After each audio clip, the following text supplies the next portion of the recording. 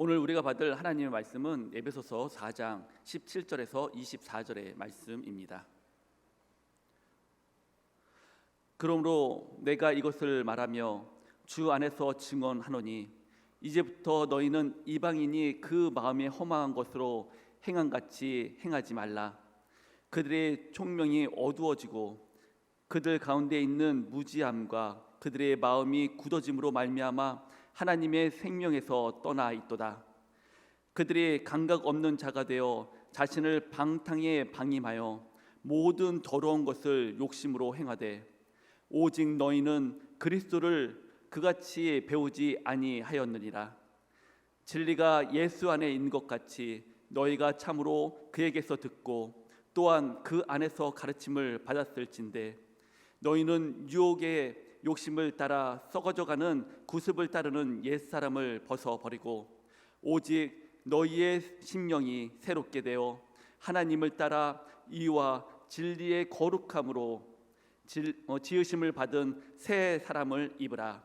이는 살아계신 하나님의 말씀입니다. 아멘. 이 시간 담임 목사님 나오셔서 옛 사람을 벗고 새 사람을 입으라 라는 제목으로 말씀 선포해 주시겠습니다.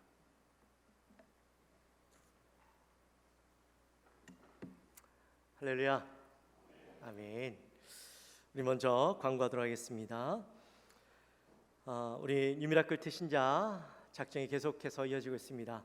여러분들께서 작정하신 태신자들 중에 극동방송을 통해서 잘 전도되고 또 예수 그리스도를 영접했다라는 소식들이 계속해서 들려오고 있습니다. 혹시 여러분들께서 그 연락이 가나요?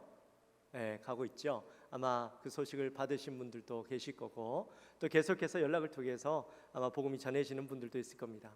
여러분, 이 귀한 일 가운데 모두 함께 힘을 내시고 특별히 그 작정한 분들을 위해서, 태신자들을 위해서 나 혼자뿐만 아니라 사랑방이 함께 힘을 모아서 기도하고 또 이제 4주차 편지가 전달되는데 4주차 편지도 할 때에 함께 기도함으로 그 편지를 보내서 은혜를 누릴 수 있도록 또 그 마음 가운데 동함이 일어날 수 있도록 그렇게 해주시기 바랍니다. 편지의 내용이 조금 그렇다라고 하시는 분도 계세요. 좀 어색하다 뭐 그런 표현도 하고 있는데 아마 그렇게 느낄 수도 있어요. 좀 젊은 사람들에게 맞춰졌거나 아니면 조금은 제가 봤을 때 아재 개그들이 있어요. 그렇지만 한번 또 보내보세요. 이게 아재 개그가요. 그 피식 웃으면 집에 가서 생각나게 만드는 그런 생각나고 웃게 만드는 그런 것들이라 아마 거기를 통해서 또 다시 한번 그 숨어져 있는 복음이 그 마음속에 새겨지지 않을까 합니다. 다양한 방법으로 우리가 복음을 전하는데 한번 또 열심을 한번 해보자고요. 그래서 12월 달에 우리 뉴미라클 데이 때는 모든 분들이 함께 나와서 예배하고 또 예수 그리스도를 영접하는 아름다운 일들이 있었으면 좋겠습니다. 그리고 11월 1일부터 21일까지 다니엘 기도회가 있습니다. 우리가 늘 다니엘 기도회 때 참 큰 은혜를 받습니다. 평범한 사람들이지만 예수 그리스도를 만나고 예수 그리스도를 위해서 살아갔더니 이런 놀라운 역사들을 경험했다라는 또 하나님께서 나를 이렇게 인도해 주셨다라는 이야기를 들으면서 우리의 인생도 별반 다르지 않다라는 거예요. 그들과 다르지 않은 인생인데 우리가 그들처럼 예수 그리스도를 온전히 믿고 의지하고 따라감으로 우리도 그들이 누렸던 은혜를 함께 누려보자는 것이죠. 내 마음의 결단이 일어나기 위해서는 은혜를 받아야 돼요. 또 그 사람들이 만난 그 예수님을 나도 만나고자 하는 그 갈급한 심령이 있어야 돼요. 여러분 꼭 이번에 다니엘 기도회 기간 여러분 작정하셔서 21일 동안 매일 저녁 이곳에서 함께 만나고 은혜를 누리게 되시기를 바랍니다. 이번 아멘 소리 너무 작아요? 아멘. 마음의 결단을 하셔야 돼요. 나랑 상관없는 이야기야 라고 생각하시는 분들은 하나님께서 이번 주에 계속 여러분들의 마음에 꼭 찔림을 주시기를 바랍니다. 사역위원장 회의가 이번 주 토요일 날 있습니다. 여러분 사역위원장님들 꼭 기억하셔서 나오시고요. 동행복지관이 이번 주부터 시작됩니다. 우리 두 클래스가 시작됐는데 한 클래스는요 이미 사실은 거의 다 찼어요. 근데 한 클래스는 장소가 좀 비좁아서 이미 너무 만석이야. 그래서 다 할 수 있을까 좀 걱정이 되는데 그래서 일단 하나는 마감했고요. 또 하나는 이제 웃음체조는 그래도 좀 공간이 넓어서 비전 노래 사다 보니까 조금 더 많은 분들을 봤습니다. 정말 놀랐어요. 많은 분들이 신청해 주셨어요. 제가 봤을 때 한 두 반으로 나눠야 될 것 같은데 하여튼 많은 분들이 신청해 주셨는데 여러분뿐만 아니라 여러분 주위에 계시는 이웃들을 함께 와서 무료입니다. 네, 그러니까 함께 와서 꼭 또 쉼을 누리고 함께 열심으로 운동하고 회복하는 시간이 되었으면 좋겠습니다. 이 시간에 우리 먼저 환영하도록 하겠습니다. 우리 먼저는요, 우리 이세암 자매님, 우리 반주하시는 우리 자매님이에요. 사실은 오신 지는 오래됐는데 아직까지 등록을 우리가 못하다가 오늘 이제 등록합니다. 그리고 또 다른 한 분은 한지수 자매님. 네, 잠깐 일하실까요? 네, 우리 보니까 중고등부 때 우리 교회 다녔대요. 그리고 다시 이제 청년이 되어서 다시 우리 교회 나왔습니다. 우리 시간에 두 분을 환영하도록 합시다.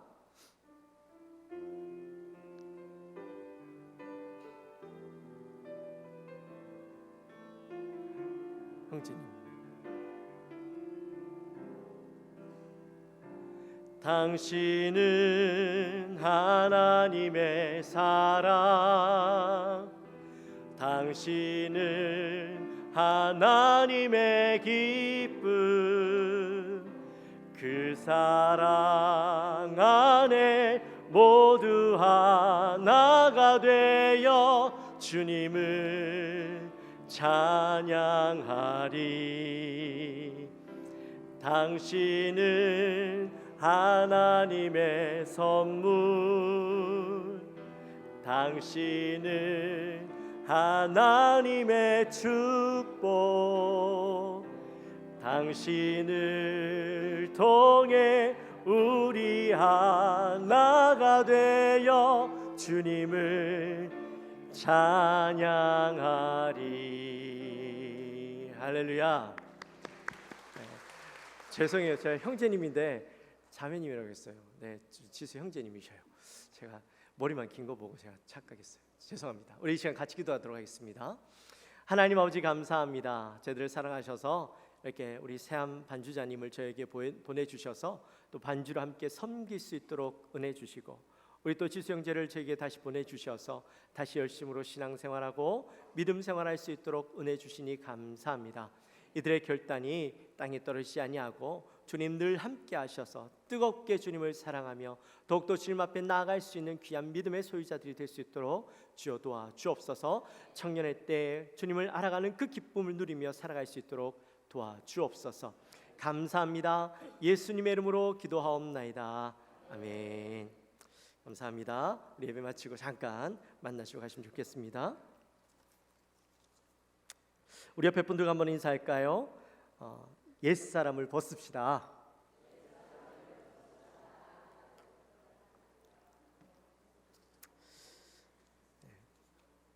지난 시간에 우리가 함께 나눈 말씀들을 잠깐 나누고 지나간다면 하나님께서 우리를 부르신 목적이 있다 했어요. 그죠? 우리 두 가지를 함께 나눴죠. 먼저는 하나 되도록 부르셨다라고 그렇게 나눴어요. 그리스도의 평안에 매는 줄로 우리를 서로 연결하셨는데, 근데 우리가 연결해야 되는데 우리 안에 있는 성품들 때문에 하나가 되지 못하는 모습들이 있죠. 그래서 네 가지 성품을 통해서 우리가 변화를 받아 훈련을 받아 우리가 하나가 되어야 된다, 그런 말씀을 우리가 저지난번 주에 함께 나눴고, 또 지난주에는 우리를 부르신 목적이 바로 그에게까지 자라나도록, 그리스도에게까지 자라나도록 우리를 부르셨다, 그렇게 했습니다. 이 땅에 있는 교회가 모두 100점짜리 교회로 하나님께서 세우셨다 했어요. 100점짜리 교회로 만드시고 그 부르심에 합당한 그 일들을 행할 수 있도록 또 성도들을 보내주셨다라고 했죠. 그 은사를 가진 성도들을 보내주셨는데 왜 우리 교회는 100점짜리가 되지 못하고 있는가? 그 이유는 바로 나에게 허락하신 그 은사들, 그 부르심의 목적대로 내가 온전히 사용되어지지 못하고 있기 때문이다라고 했어요. 아직 나의 은사를 발견하지 못한 사람도 있고, 내가 어떤 사람인지, 내게 어떤 능력이 있는지 알지 못해서 내가 그것을 쓰지 못하고, 또 알고도 있지만 내가 그것을 온전히 쓰여지는 것을 거부하고 있는 사람도 있죠. 그래서 하나님께서 교회 가운데 특별한 부르신 자들, 목사로, 교사로 부르신 자들을 통하여서 훈련받고 나의 은사를 발견하여서 교회에 봉사하게 합니다. 그리고 봉사하고 또한 내가 봉사함으로 나의 신앙이 자라나고 그리스도에게까지 자라나는 놀라운 역사를 경험하게 된다라고 했죠. 그리고 그리스도에게까지 자라남으로 내 달란트가 세워지기도 하지만, 나도 그리스도에게까지 자라나지만 나와 연결되어진 우리 성도들도 함께 자라나게 되어진다. 그래서 우리가 함께 자라나서 우리가 가진 달란트를 잘 사용하고 부르심의 목적에 맞게 잘 살아가면 우리 교회는 몇 점짜리? 100점짜리 교회가 된다라고 지난주에 함께 나눴어요. 기억나시나요? 딴 건 기억이 안 나도 아마 100점짜리는 기억하실 것 같아요. 그렇죠? 그래요. 오늘은 옛사람을 벗고 새 사람을 입으라라는 말씀을 우리가 함께 나누려고 합니다. 세상은 그리스도인에 대해서 매우 비판적인 시각을 가지고 있는 것을 보게 됩니다. 교회 안에서 일어난 일이나 또 평소에 그리스도인이라고 이야기하던 사람들이 죄를 저질러서 붙잡혀가거나 불미스러운 일들이 생기면 세상 사람들은 그리스도인들 향해서 아니 그리스도인들이 왜 저래? 그리스도인이라고 이야기하면서 어떻게 그렇게 할 수가 있어? 라고 이야기합니다. 사실 이런 말을 듣고 있으면 화가 나죠. 아니 그리스도인이 나쁜 사람들, 그리스도인이 아닌 나쁜 사람들이 나쁜 짓을 하면 그 사람 한 사람에 대해서 비난하고 욕하는데 이 그리스도인들은 꼭 다 싸잡아서 전체 그리스도인, 전체 교회를 싸잡아서 더 나아가서 예수님의 이름을 들먹이면서 이 그리스도인들을 비난하는 거예요. 욕하는 거예요. 그래서 우리는 너무 기분이 나빠서 그렇게 이야기하죠. 아니 그리스도인이 별반 다르지 않아. 그리스도인들도 실수할 수 있고 잘못을 할 수 있지 라는 말로 우리 스스로 변명하며 나아갑니다. 근데 세상 사람들의 말을 곰곰이 생각해 보면 물론 그리스도인들에 대한 편견과 미움 때문에 우리를 향해서 그렇게 이야기하기도 하지만 또 한편으로는 그 말 속에 그리스도에 대한 기대나 또 바람이 있기 때문에 그 모습대로 서가지 않는 모습들 때문에 그들이 실망하여서 우리에게 비난한다라는 것이죠. 그리스도인이라고 하면 뭔가 세상 사람들과는 다를 거라는 기대, 또한 그들 속에 뭔가 특별한 것들이 있을 것이라는 기대가 있어요. 근데 그 기대에 맞춰서 살아가지 못하니까 우리를 향하여서 비난한다라는 것이죠. 올해 초에 라이프웨이스 리서치라는 곳에서 교회를 떠나는 사람들에 대한 조사를 한 적이 있어요. 교회를 떠나는 사람들의 가장 큰 이유가 뭐냐, 거기에 대해서 조사를 했는데 첫 번째가요, 그들의 삶에 교회가 더 이상 필요치 않다고 느꼈기 때문이라는 거예요. 내 삶이 바쁘고 또 가족들과 함께 보내는 시간들이 소중하게 여기시다 보니까 주말에 더 이상 내가 교회 가야 될 필요성을 못 느낀다는 거예요. 두 번째로는 교회에 대한 환멸 때문이라는 거죠. 목회자에 대해서 환멸을 느끼고 또 교회 리더십에 대해서 그들의 도덕적, 윤리적인 어떤 모습들을 바라보면서 내가 더 이상 교회 가고 싶지 않다라고 느낀다라는 겁니다. 그리고 세 번째는 교인들의 비판적이고 위선적인 모습 때문이라는 거예요. 교회 다니는 사람들 모습 속에 이 실망스러운 모습들이 너무 많다라는 거죠. 그래서 교회 가고 싶지 않다라고 느낀다라는 겁니다. 그리고 마지막으로 네 번째는요, 믿음이 없어서래요. 지금까지 내가 교회를 다니지만 신앙이 자라지도 않고 또 그리스도에 대해서 내가 깨닫지 못하여서 여전히 그 자리에 머물러 있는, 믿음도 없고 신앙도 자라지 않는 나의 모습을 보면서 내가 굳이 이렇게까지 신앙생활할 필요가 있나 싶어서 교회를 나가지 않는다는 거예요. 여러분 어떠세요? 사실 사람들이 교회를 올 때는 뭔가 다른 것을 기대하고 또 변화될 것을 기대하고 교회를 옵니다. 네, 교회를 왔음에도 불구하고 교회 다니는 사람들 속에서 세상 사람들과 별반 다를 바를 느끼지 못하고 또 내가 변하지 않는 모습을 보면서 교회에 있을 이유를 못 느낀다라는 거죠. 그래서 떠난다라는 거예요. 여러분, 전 이 리서치를 보면서 마음이 너무 많이 아팠어요. 교회가 교회답지 못하니까 사람들이 떠난다는 거죠. 근데 이 리서치를 보면 우리가 어떻게 해야 되는지 다시 알려주는 것 같아요. 교회는 성도를 세우고 그리스도인으로서 온전히 살아갈 수 있도록 훈련시키는 곳이 되어야 한다라는 겁니다. 그래서 그리스도인들에게 그리스도인다운 변화가 일어나게 만들어야 그게 참된 교회라는 것이죠. 오늘 본문의 말씀에 보면 그리스도를 믿기 이전의 옛사람의 모습과 또 믿고 난 이후의 새 사람의 모습으로 바뀌어져야 됨을 이야기합니다.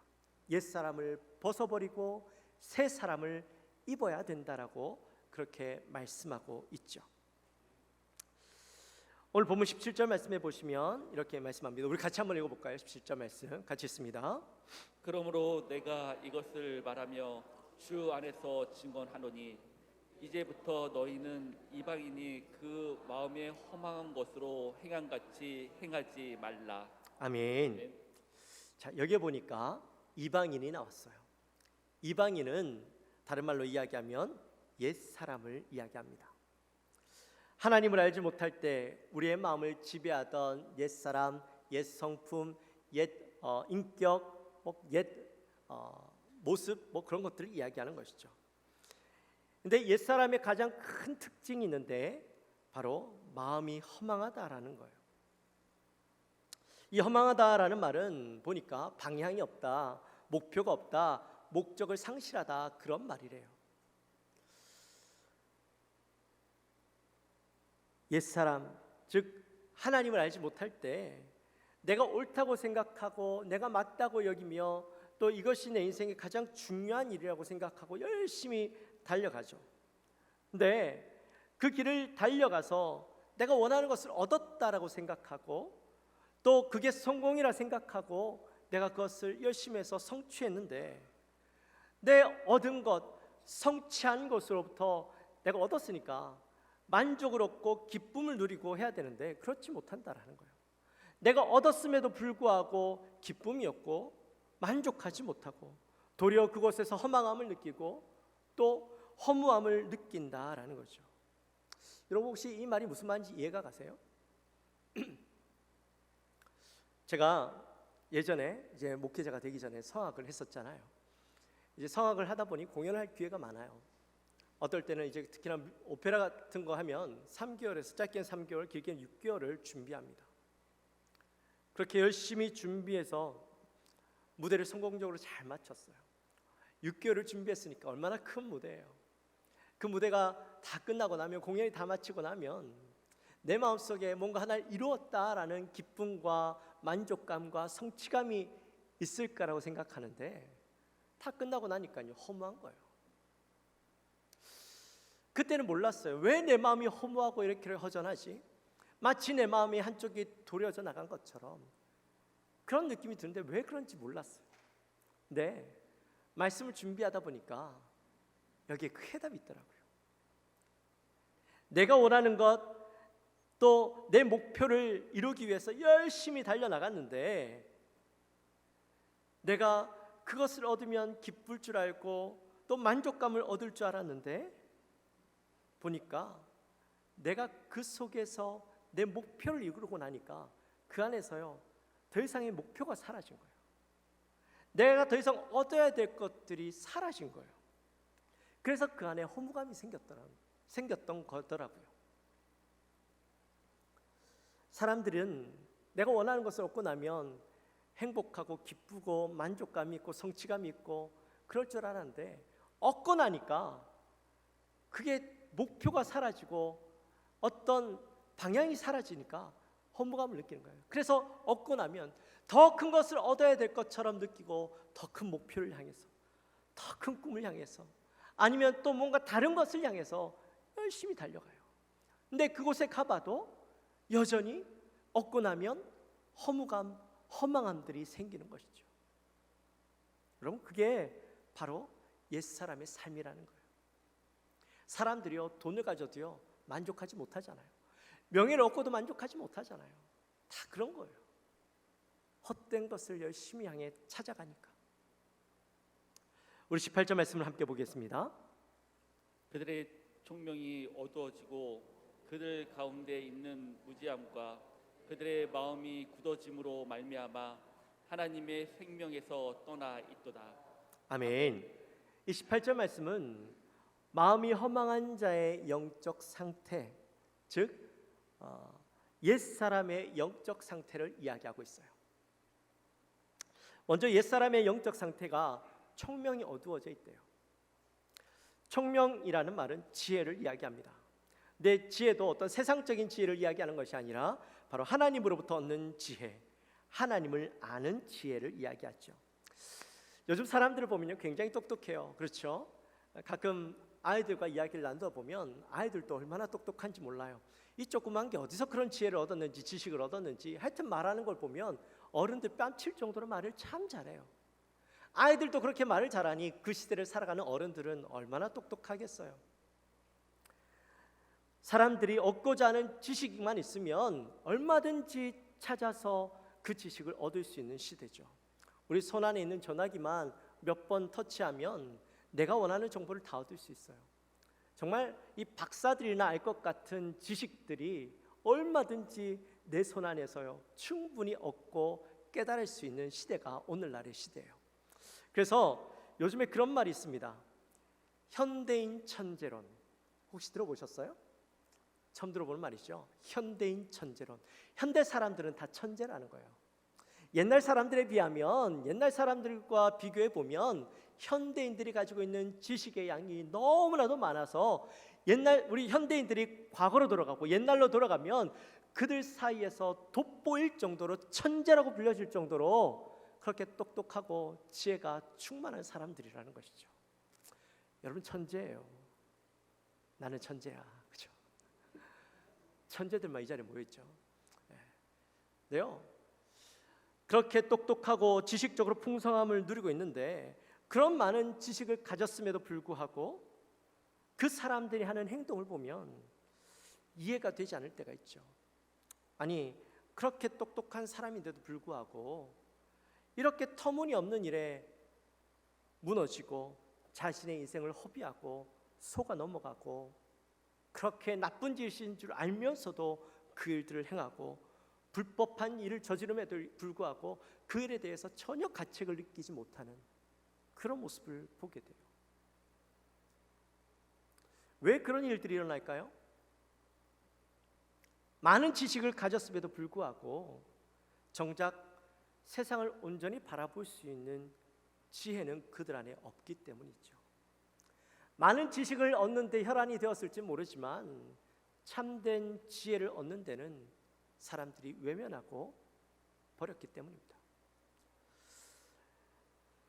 그리고 옛사람의 영적 상태는 무지함이에요.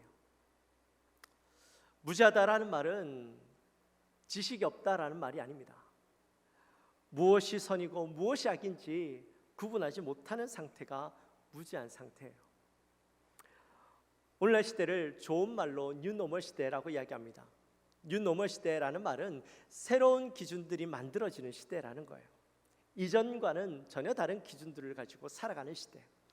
또 다른 말로는 포스트 모더니즘 시대라고 이야기합니다. 이 포스트 모더니즘이라는 말은 기준이 없다라는 말이에요.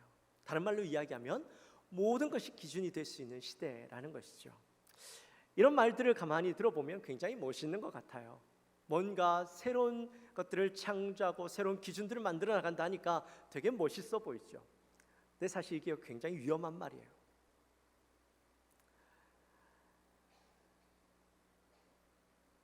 이 말은 내 마음대로 살아갈 수 있는 시대라는 거예요. 내가 기준을 정하고 내가 원하는 것들을 얻기 위해서 무엇을 해도 괜찮은 시대라는 거예요. 이 말은 다시 바꿔서 이야기하면 과거에는 선이었던 것들이 오늘날 시대는 악이 될 수 있고 악이었던 것이 오늘날에는 선이 될 수 있는 시대라는 거예요. 선과 악의 구분이 완전히 무너져 버린 시대라는 것이죠. 그러니까 이런 시대를 살아가는 우리 가운데 이런 시대를 살아가는데 영원한 선이신 결코 악이 될 수 없는 그 하나님은 이 시대적 상황 가운데 영원한 적이 되어질 수밖에 없는 거예요. 그래서 하나님을 세상으로부터 배척받고 미움받게 만드는 시대가 오늘날의 시대라는 거예요. 또 옛사람의 영적 상태는 마음이 굳어져 있는 상태입니다. 마음이 굳어져 있는 상태를 성경 다른 곳에서는 뭐라고 이야기하면 화인 맞은 양심이라고 이야기하죠. 여러분 화인을 맞았다라는 말이 무슨 말이에요? 화인? 화인은 이렇게 인두로 마음을 지졌다라는 말이죠. 빨갛게 달군 이 인두로 가축들이나 또 사람 종들의 몸에 이 도장을 찍습니다. 빨갛게 달궈서 그 사람의 몸에 또 가축의 몸에 찢으면 그 인두가 찍힌 곳은요 감각이 없어요. 아무것도 느껴지지 않아요. 찌르고 또 꼬집어도요 전혀 감각이 없어요. 제 손에도 이 화상 자국이 있죠. 아시죠? 네. 화상 자국이 있는데 한 2년이 이제 3년이 됐어요. 이제 그래도 많이 회복되긴 했지만 여전히 만져보면 내 살이 아닌 것 같아요. 근데 어떤 곳은요 꼬집어도 아무리 찔러봐도 전혀 감각이 없어요. 아무것도 느껴지지 않아요.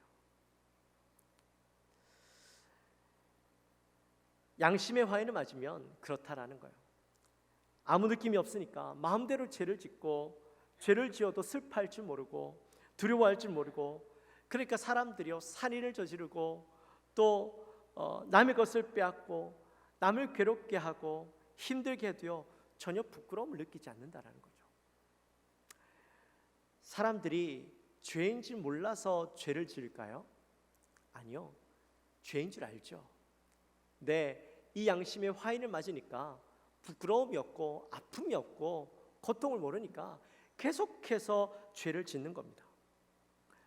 사실 우리가 제일 두려워해야 되는 것은요 바로 죄에 대해서 무감각해지는 것이죠. 성경에 자주 등장하는 나병 같은 경우는 몸이 썩어져 가면서 감각이 없어지는 거예요. 진물이 흐르고 간지러우니까 사람들이 긁어요. 손으로 막 긁어요. 근데 손으로 긁으니까 어떻게 돼요? 피가 나겠죠. 또 열심히 막 손으로 긁으니까 이 손이 문드러지고 손가락이 떨어져 나가는데도 그 아픔을 전혀 느끼지 못하고 계속해서 긁는 거예요.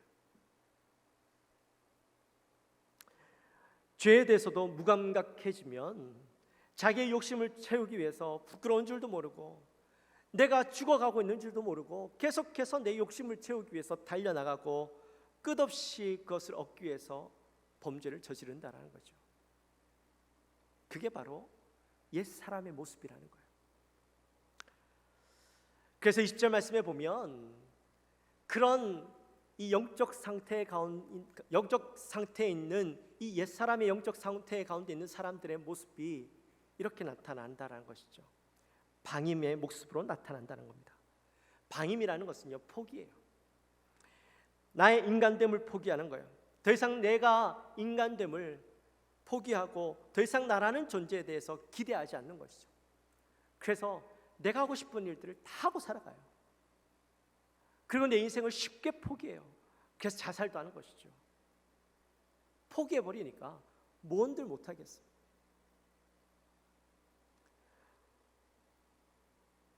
또 욕심으로 살아갑니다. 육체의 욕심, 안목의 정력, 이생의 자랑, 이런 것들을 쫓아서 끊임없이 달려가는 거예요.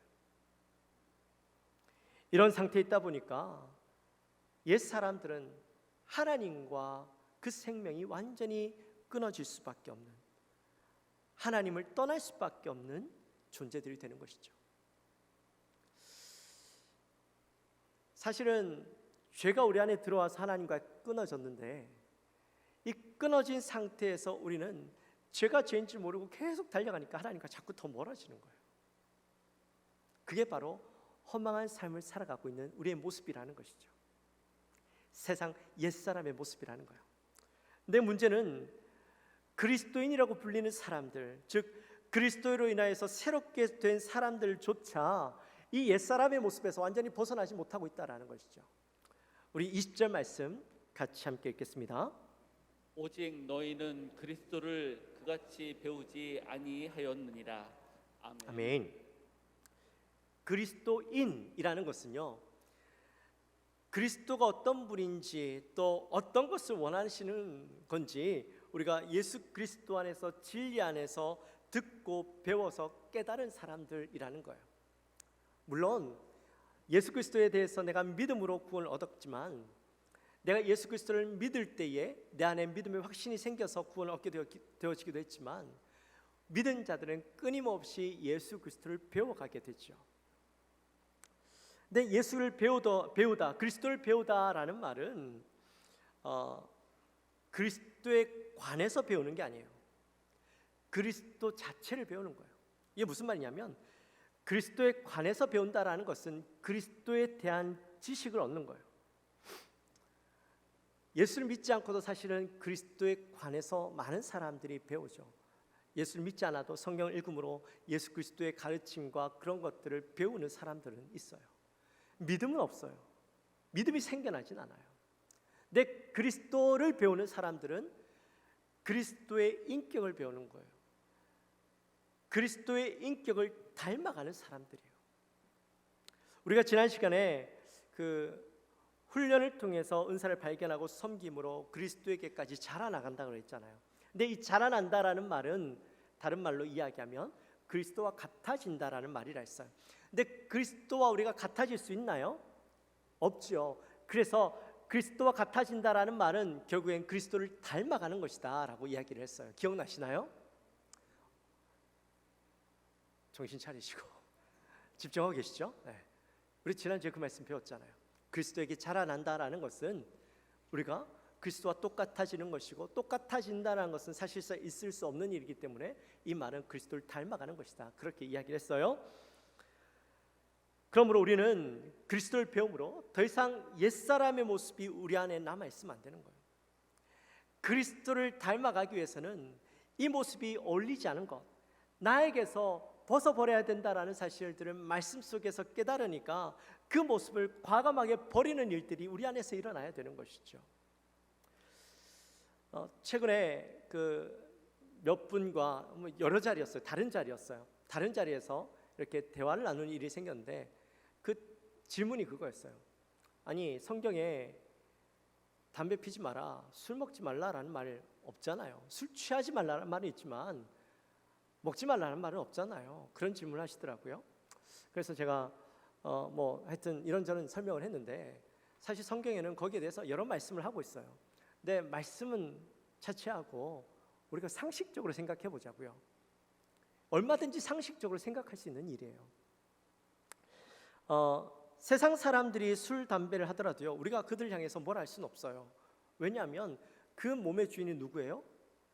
나 자신이잖아요. 세상 사람들. 그러니까 그 사람들이 자기가 자기의 몸을 어떻게 하든지 그 책임은 누가 지는 거예요? 내가 지는 거예요. 내가 원하는 대로 살아가는 것이죠. 내가 주인인데 누가 뭐라고 할 수 있겠어요? 근데 그리스도인은 다르죠. 그리스도인이 되었다라는 말은 무슨 말이에요? 우리 한번 말씀 찾아볼까요? 마태복음 16장 24절 말씀입니다. 같이 함께 읽습니다. 이에 예수께서 제자들에게 이르시되 누구든지 나를 따라오려거든 자기를 부인하고 자기의 십자가를 지고 나를 따를 것이니라. 아멘. 그리스도인이 된다라는 것은 자기를 부인하고 자기 십자가를 지고 예수님을 따르는 삶이래요. 십자가를 진다라는 말은 자기를 부인한다라는 말이라 했어요. 자기를 부인하는 것은 더 이상 내 삶의 주인이 내가 아니라 누가 되신다? 예수님이 되어 주신다라는 것이죠. 그러니까 내 안에 나라는 존재는 더 이상 없는 거예요. 내 모든 것은 다 예수님이 되시고 예수님의 것이 되어지는 거예요. 네, 이 술, 담배는 어때요? 나에게 유익을 주는 것인가요? 물론 유익을 줄 수도 있겠죠. 내 기분이 좋아지고 내가 담배 한 대 딱 피고 나면 마음이 평안함이 찾아오고 그렇다 하더라고요. 안 해봐서 잘 몰라요, 전. 네, 그렇다 하더라고요. 그렇게 유익이라고 이야기할 수도 있겠죠. 근데 우리 몸에 정말 유익이 되나요? 우리나라 술 문화는 어떻습니까? 한번 마시면 취할 때까지 마셔야 되죠. 부정하시는 분이 계실지 모르겠어요. 제가 알기로는 그래요. 그래서 끝까지 마셔야 되잖아요. 술이 이기나 내가 이기나 한번 대결해야, 그렇죠? 늘 지는데도 불구하고 내가 한번 이겨보겠다고 끝까지 마셔요. 근데 그렇게 해서 술에 취하고 나면 어떻습니까? 정신을 잃죠. 하고 싶은 말 막 하죠. 그렇게 마시다 보면 내 몸이 상해져요. 여러분, 내 주인이 예수님이시라면, 내 몸의 주인이 예수님이라면 그렇게 나를 상하는 그것들을 그렇게 먹을 수 있을까요? 담배도 마찬가지예요. 담배는 성경에 나오지도 않는데요. 안 나와요. 맞아요. 저도 본 적은 없는 것 같아요. 그러면서 해도 되는 건가요? 담배는요 백해무익하죠. 우리나라 암 발병률 중에서 1위가 폐암이랍니다. 근데 폐암의 원인이 첫 번째가 담배래요. 여러분, 그렇게 담배로 더러워진 몸에 예수님 와서 사시도록 할 수 있겠어요? 나도 들어가기 싫은데. 그래서 새 사람을 입은 사람은 더 이상 새 사람에게 어울리지 않는 것들과 과감하게 벗어버리는 삶을 살아야 된다는 것이죠. 그게 바로 그리스도를 배운 자의 모습이라는 겁니다. 아멘이 약하네요. 자신이 없으세요? 그리고 새 사람을 입기 위해서는요, 우리의 심령이 새롭게 해야 돼요. 심령이라는 말은 곧 마음을 이야기합니다. 마음을 새롭게 한다라는 것은 나의 생각, 내 생각의 어떤 사고 방식들, 내 생각의 중심들을 바꾼다라는 말이에요. 물론 내 생각, 나의 사고 방식을 바꾸는 건 쉽지가 않죠. 유대인들이 400년 동안 애굽에서 살아가는데 그들이 그곳에서 고통을 당하니까 하나님 앞에 외쳐서 하나님 우리 좀 살려주세요 해서 모세를 통하여 출애굽시키셨어요. 근데 광야로 나왔는데도 보니까요, 이 사람들이 애굽 땅에서 살던 습관들, 관습들, 문화들, 의식들을 벗어내지 못하는 거예요. 나왔는데도 불구하고. 그래서 하나님께서 그들을 가나안 땅으로 이끄시는 게 아니라 어디로? 광야로 이끄셔서 40년 동안 그곳에서 그들이 가지고 있던 애굽의 어떤 문화들, 관습들, 의식들 이것들을 다 씻어내게 만들었어요. 우리나라 볼까요? 우리나라도 36년 동안 일제치하에서 고통스럽게 살았죠. 그래서 일본이라고 하면 아주 치가 떨려요. 아직도 일본에 대한 어떤 미움들이 가득한 건 사실이에요. 네, 우리가 그 일제치하에서 어렵게 광복을 얻었는데 가만히 보면 아직까지도 그 일본의 문화의 잔재들이 그대로 남아있는 게 있어요. 우리가 무심코 사용하는 그 말들 가운데서도 일본 말들이 나오잖아요. 이처럼 내 안에 익숙했던 그 옛 모습들을 벗어낸다라는 게 굉장히 힘든 거예요. 근데 그 옛 사람의 모습을 벗어내기 위해서 내 힘으로 아무리 노력해도 안 되지만, 그러나 하나님께서 우리를 만지시면 우리 안에 새로운 그 옛 사람의 모습들을 벗어내고 새 옷을 입을 수가 있게 되는 것이죠. 24절 말씀에 보면 이렇게 말씀해요. 하나님을 따라 의와 진리의 거룩함으로 지으심을 받은 새 사람을 입으라. 아멘. 하나님을 따라 의와 진리의 거룩함으로. 이 말을 쉽게 설명하면 우리가 새 사람을 입을 수 있는 방법은 다른 것 아니라는 거예요. 말씀을 통해서. 말씀 안에서 진리를 발견하고 의를 발견하고 그것을 위해서 내가 내 것으로 만들기 위해서, 내가 그것을 온전히 이루기 위해서 살아가다 보면 내 안에 있는 더러운 모습들, 더 이상 그것이 불편해서 내가 입을 수 없어서 벗어내게 되어지고 자연스럽게 그 모습들이 떨어져 나가게 된다는 거예요. 그리고 그 떨어져 나간 자리에 빈자리로 남아있는 것이 아니라 말씀으로, 새 옷으로, 예수 그리스도의 옷으로 입혀지게 되는 거예요. 그래서 우리는 우리 안에 있는 이 옛사람의 옷을 사실은요, 한 옷이라서 훌쩍 벗으면 좋겠는데 그렇진 못하고 마치 조각나 있는 옛사람의 그 옷들을요, 하나하나씩 벗어내는 거예요. 그리고 그 자리에 예수의 새 옷으로 우리가 채워서 결국에는 예수 그리스도의 온전한 새 옷, 새 사람의 옷으로 바꿔 입는 게 되어지는 것이죠. 우리 안에는 이미 새 옷을 입었어요. 안에는 새 옷을 입었지만 겉옷이 바뀌어지지 않는 거예요. 그래서 그 옷을 하나하나씩 벗겨내고 뜯어내고 그렇게 해서 새 옷으로 바꿔 입어야 되는 노력들이 우리 안에 있어야 되는 것이죠. 거저되는 것이 아니라 말씀을 통해서 성령 충만함을 통하여서 우리가 그렇게 새 옷을 입을 수가 있는 거예요. 여러분, 우리가 신앙생활하면서 거저 내가 새롭게 될 것이라고 기대하지 마세요. 그저 주일날 예배만 잘 드리고 가면 내가 새 사람이 될 거라고 기대하지 마세요. 거저 이루어지는 건 없어요. 말씀을 알아야 돼요. 말씀을 살아내려고 노력해야 돼요. 그럴 때 새 사람이 입혀지는 거예요. 우리 사랑하는 영광의 모든 성도님들은 바로 그 새 사람을 입게 되어지시기를 주님의 이름으로 축원합니다. 이제 말씀을 마칩니다. 숲이 바야지드라는 사람이 쓴 이 회고록에 보면요, 이런 말씀이 있습니다. 이런 글이 있습니다.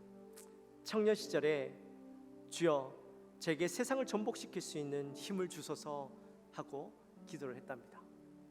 근데 이 사람이 중년이 되어서 그의 기도가 바뀌었는데 주여 제가 만나는 모든 사람들을 변화시킬 수 있는 힘을 주십시오 하고 기도하게 되었대요. 네, 이 사람이 노년이 되고 나니까요 그의 기도가 이렇게 바뀌었답니다. 주여 저에게 저 자신을 변화시킬 수 있는 힘을 주십시오. 이게 무슨 말일까요? 우리가요 나 자신을 모르면 내가 세상을 다 바꿀 수 있는 힘이 있고 그럴 만한 능력이 있을 거라고 생각을 해요. 내 나 자신을 발견하면 발견할수록 내 자신이 얼마나 무모한 존재고 부족한 존재인지 깨닫게 되는 것이죠. 그래서 나 하나 바꾸는 것도 얼마나 힘든 일인지 그제서야 깨닫게 된다는 거예요. 여러분 우리가요 우리 안에 있는 옛사람을 얼마나 바꾸기 힘든 일인지 몰라요. 참 바뀌지 않아요. 근데 그 옛사람을 벗어버려야 하는데 그리스도와 너무나도 다른 내 모습이 있다는 것을 발견하고 그 모습을 벗어버려야 되는데 어떻게 벗어버려야 된다고요? 말씀을 배움으로 또 성령의 충만함을 입음으로 우리는 그 모습을 통해서 내 안에 있는 나의 모습을 발견하고 예수 그리스도와 맞지 않는 나의 모습을 발견하고 그 흔적들을 하나하나씩 떼어버리는 우리 모든 성도님들의 삶이 되어지기를 다시 한번 축원합니다. 우리 시간 함께 찬양합시다. 우리 박수하며 찬양할까요?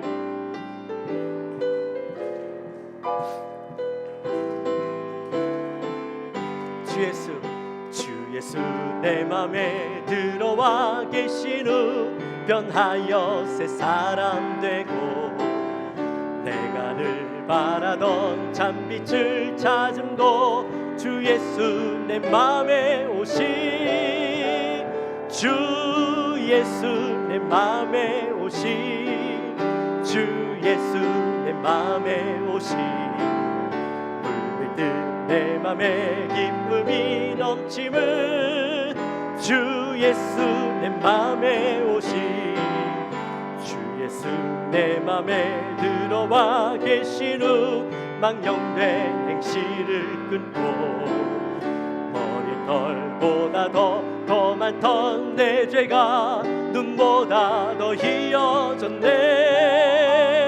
주 예수 내 맘에 오신 주 예수 내 맘에 오신 물밀듯 내 맘에 기쁨이 넘침은 주 예수 내 맘에 오신 내 맘의 소망을 든든히 가짐은 주 예수 내 맘에 오신 불심의 구름이 사라져버림도 주 예수 내 맘에 오신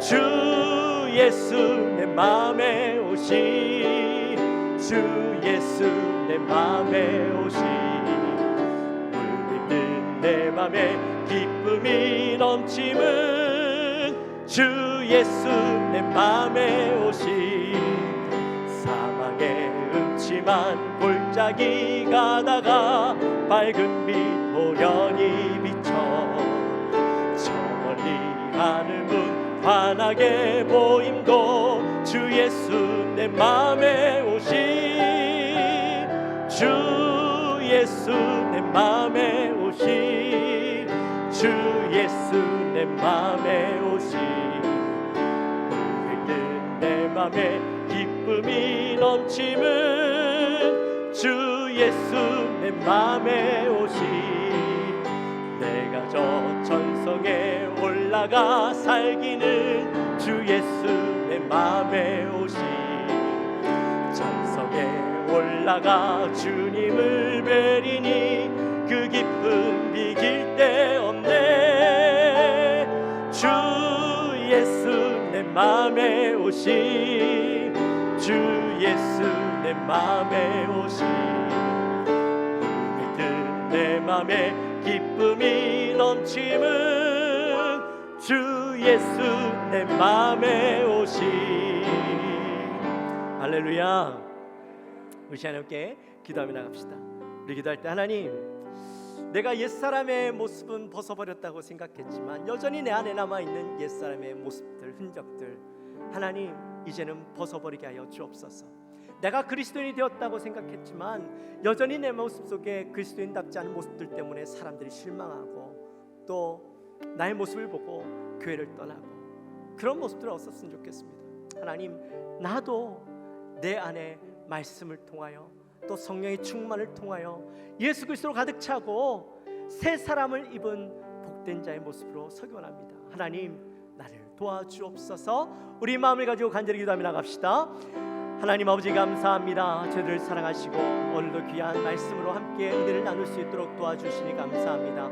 하나님, 사도 바울이 에베소 교회 성도들을 향하여서 새 사람을 입으라, 옛 사람을 벗어버리고 새 사람을 입으라고 권면하였습니다. 우리가 그리스도인이 되었고 새 사람이 된 줄 알았지만 우리 안에 여전히 남아있는 옛 사람의 모습들, 옛 사람의 흔적들, 하나님 우리 안에 붙어있는, 떨어지지 않고 그대로 남아있는 그 모습들을 하나님 이제는 우리가 떨쳐버리게 하여 주옵소서.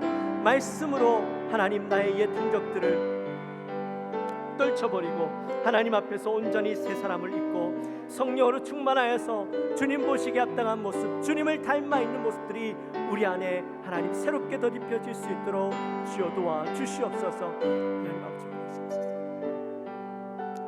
하나님 아버지, 감사합니다. 저들을 사랑하셔서 오늘도 귀한 말씀으로 함께 은혜를 나누게 하시니 감사합니다. 하나님, 옛사람을 벗어버리고 새 사람을 입으라라는 말씀을 우리가 함께 나눕니다. 우리 안에 내가 그리스도인이 되었지만 여전히 남아있는 옛사람의 습성, 옛사람의 모습, 옛사람의 영적 상태가 있는 것을 봅니다. 말씀을 통해서 내 안에 남아있는 이 모습들을 바라보며 하나님 부끄러워하게 하시고 이 모습을 떨쳐낼 수 있는 우리가 되게 하여 주옵소서. 그리스도에게 어울리지 아니하고 그리스도와 닮지 않은 나의 모습이 있다면 과감하게 떨쳐버리고 또한 내 안에서 그것을 떨쳐버리기 위해서 말씀으로 또 성령으로 충만한 우리의 삶이 될 수 있도록 주여 도와 주시옵소서. 감사합니다. 예수님의 이름으로 기도하옵나이다.